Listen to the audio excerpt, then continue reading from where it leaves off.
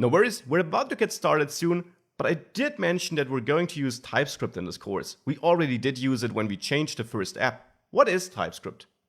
TypeScript really is just a superset to JavaScript. It offers more features than vanilla JavaScript, like classes, interfaces, and very important, which gives it the name, types, strong typing. So you define in TypeScript if a certain variable is a number, a string, or something else. You don't do this in vanilla JavaScript. There you have dynamic typing. You can have a string variable, and then you assign a number, and that's totally fine. That won't work in TypeScript, it will give you an error, and therefore it allows you to write much more robust code, which gets checked at the time you write it, and not just at the time you run it. A great enhancement. However, TypeScript doesn't run in the browser, so it is compiled to JavaScript in the end. And this compilation is handled by the CLI, one of the reasons why we need the CLI, why we need a project management tool like the CLI.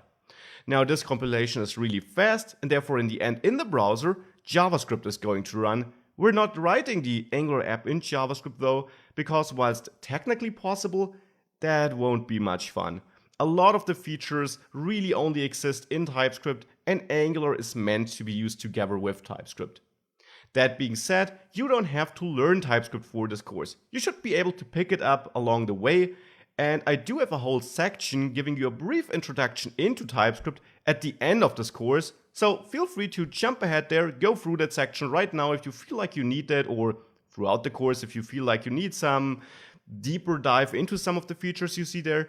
And you should be fine, you should be able to follow along just fine. Of course, if you feel like it, feel free to pick up another course or tutorial focused on TypeScript so that you have something to look at if something is unclear in this course.